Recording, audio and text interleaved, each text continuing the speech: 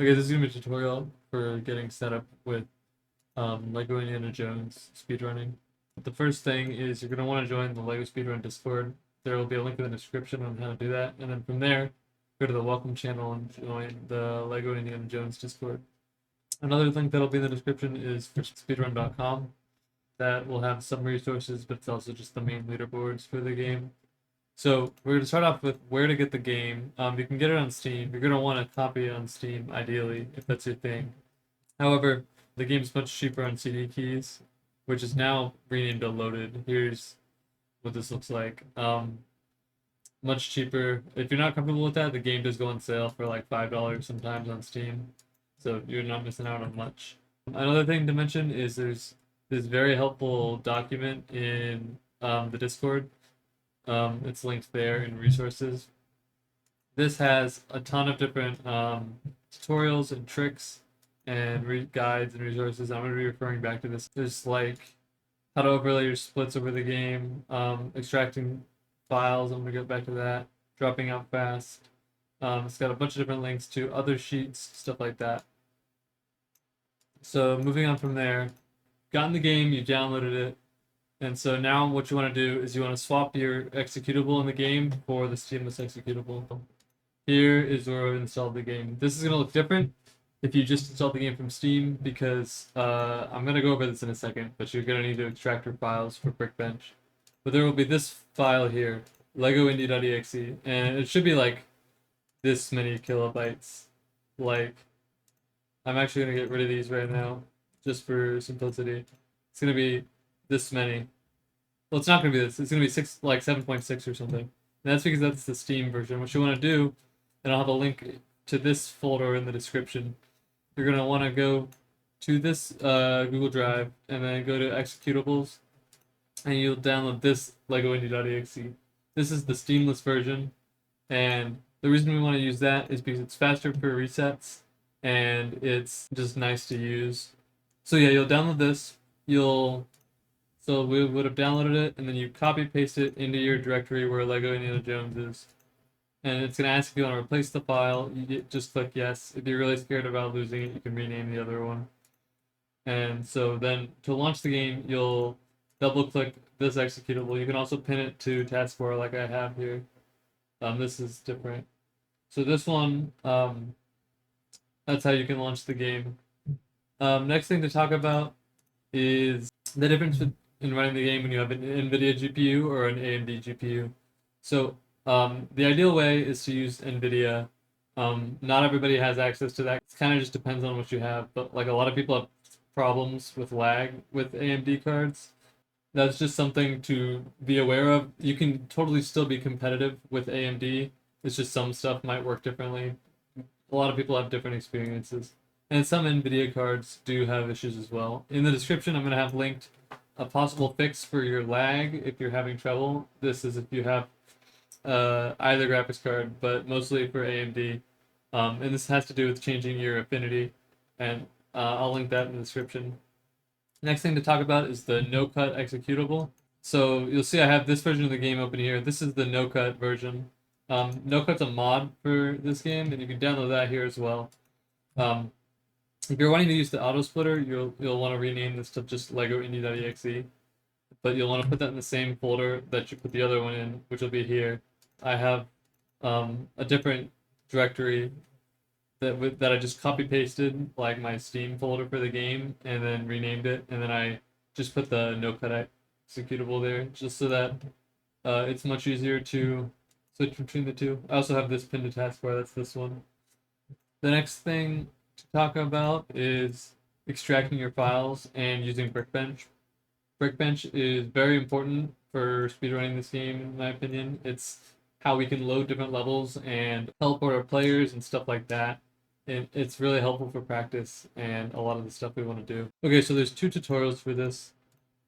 This one's more geared towards Lego speedrunning. This one is more general. Pick whichever one. This one's shorter. That'll help you extract your files. Once you extract your files, it'll look like this. It'll add stuff like these. So the reason we do this is then we can use Brickbench. Here's what Brickbench looks like. Like for example, You can load the levels. You can teleport with T and stuff. There should be a Brickbench tutorial in resources for the Discord. This is really helpful for practice and stuff. Some of the notable hotkeys, if the tutorial doesn't explain, there's F12 or backslash for loading map, and P and Control T for teleporting player 1 and player 2, and G to go to coordinates. So now we have a cheat table for this game, which lets us do more stuff than Brickbench lets us do. Here you can find this cheat table. To download Cheat Engine, if you don't already have it, you go to cheatengine.org, and then you click downloads, and you download the latest version. This is going to download an installer that looks like this, and then you want to double click that. I'm going to go through this real quick because it's kind of important. Pick your language. Be absolutely certain that you do this carefully, because here, NOCUT, you do not want this. Decline, decline these. These you do not need. It's just adware. But make sure you absolutely don't install those because you don't need them. And then it'll install your thing. That's how you get Cheat Engine. And then what you can do is this is basically this. This is the wrong version, but it's essentially the same thing. It might ask you if you want to do Lua, click yes. It looks kind of like this. How to use it, you're going to want to click this button in the top left, and then you pick your game. It might ask you that. Click yes. In theory. It's in dark mode because I double clicked to launch. You can change that in settings. But there's stuff like giving items, enabling NOCUT. You can look at your player velocities or your hard spawn, super jump timer. You can give yourself items. You can download the cheat table. If you rename it Lego Indie.ct and put it in my cheat tables for Cheat Engine, it'll ask you when you hook to the game if you want to enable it, and you can click yes. But also, this button down here, Table Extras, is important. This shows the documentation for the cheat table. This is just stuff like hotkeys and how to change them and what you can do. I think that's all about Cheat Engine. Oh, one more thing. Giving items is kind of important for a couple rooms. For 2-4, giving yourself a crossbow is helpful. For 3-2, giving yourself a bazooka. Giving yourself a sword for 2-6 is also nice. Banana for 1-3, stuff like that. Let me open up the GitHub for the practice parser. This will let you make custom characters in game and give them custom items. This is mostly for practice and just like for fun. It's highly recommended, like it says here, that you make a practice directory before you edit your game files, because that will invalidate your speedrun. To do that, same way as NOCUT, making a new directory, just copy paste the directory in a new spot, and then be aware of which executable you're launching. It looks like this. It lets you make practice characters, and one thing to note is that if you're trying to give items through Cheat Engine, it does not work alongside this, because the memory offsets are different if you add custom characters. Next thing to talk about is the autosplitter and setting up Livesplit. So let me open up Livesplit right here. This is what my Livesplit layout looks like. Yours will probably look different. That's a part you're gonna have to do on your own. But when you add, you can get the splits file from speedrun.com in the resources tab. I want to talk about the autosplitter real quick. Go to edit splits, and then it'll show you your splits. And then here, you want to make sure you pick Lego Indiana Jones. And then here, this will say activate or deactivate. This is the autosplitter. So when you activate it, you can go to settings. If you're running any percent, this is the box you want checked. If you're running Temple of Doom or Last Crusade, individual movies, you want these ones checked. That's kind of self-explanatory. If you want the room splitter, check this. If you're doing practice segments, this is helpful because it starts the timer when you change rooms. And the gizmo loop value, you're going to want this checked. Let me explain this real quick. So there will be a tutorial. It's linked in the strat sheet. But basically, in this game, there's a couple of levels that can randomly soft lock if your gizmo loop value, which is a value from 0 to 255. If it's on the wrong value when you load the level, you'll soft lock.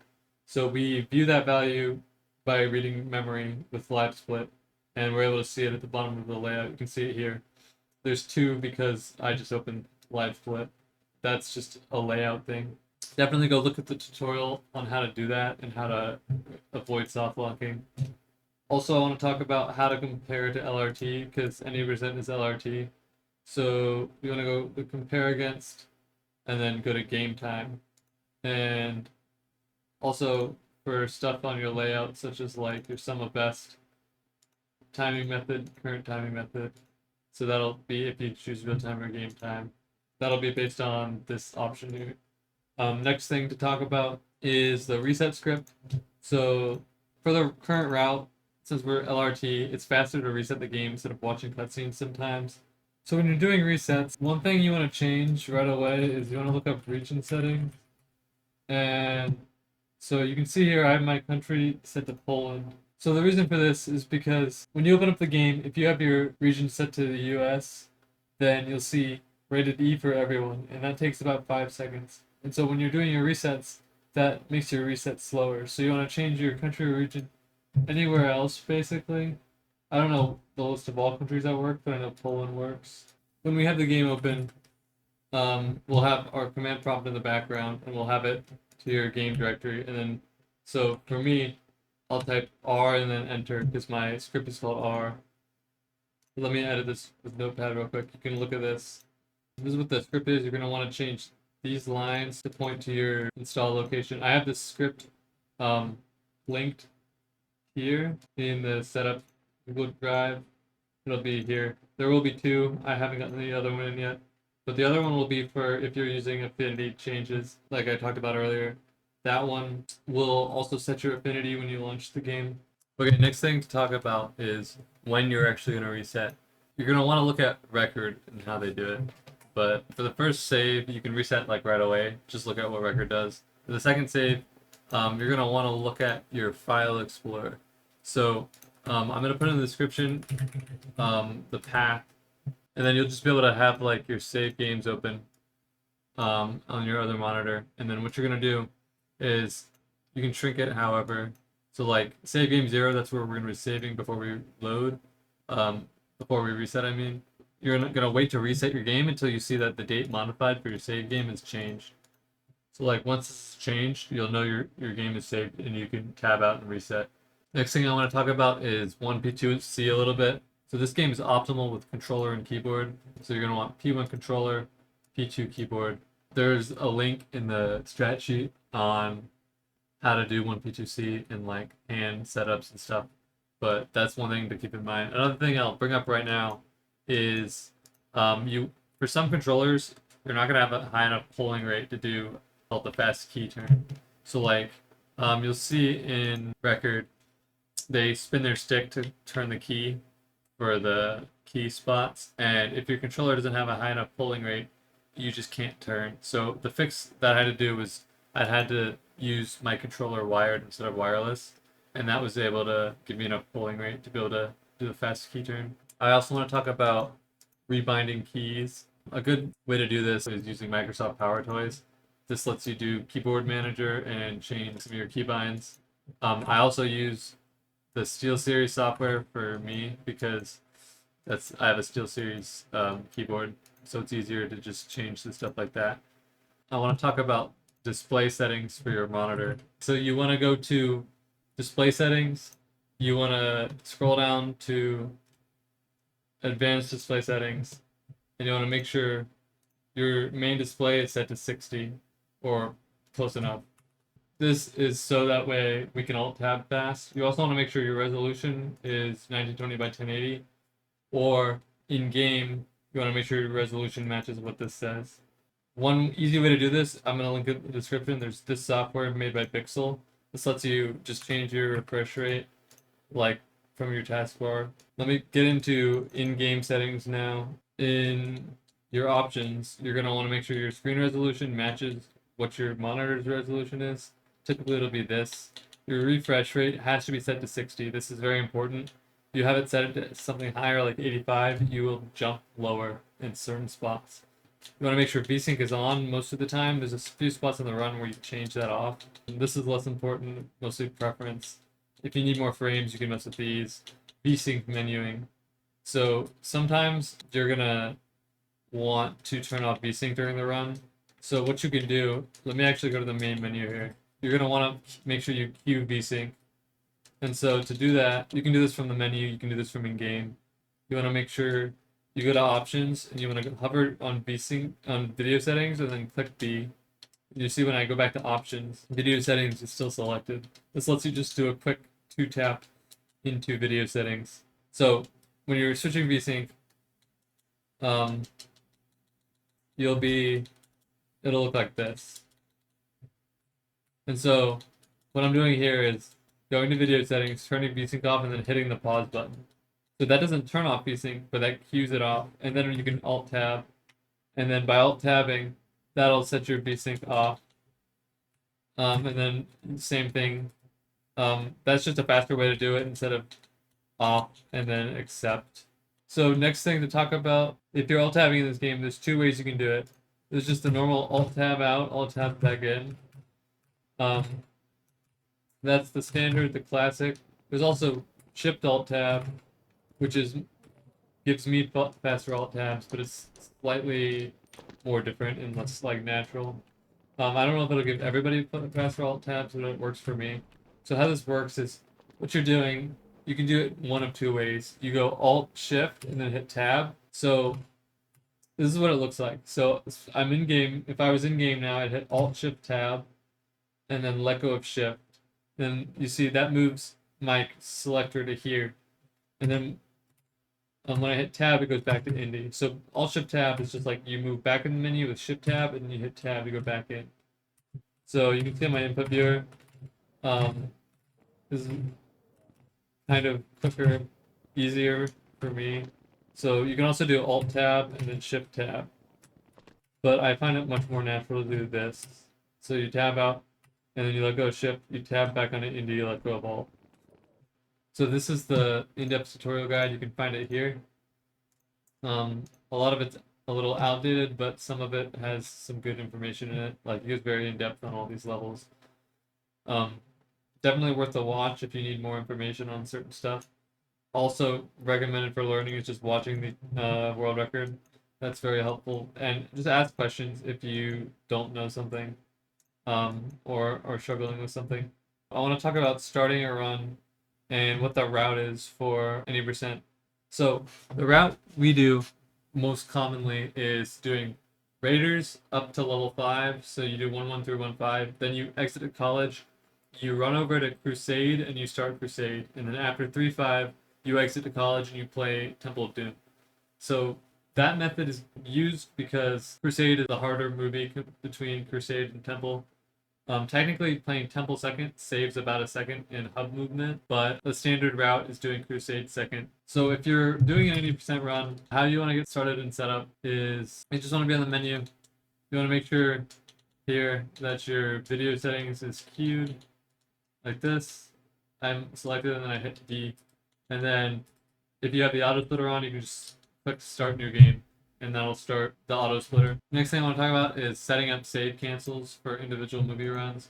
So when you're playing this game, saving is slow. And so if you're going to do an individual movie run, what you can do is, okay, you can see here 2 things. 1, I only have 1-1 unlocked. And 2, if I beat 1-1, I'd have the slow status.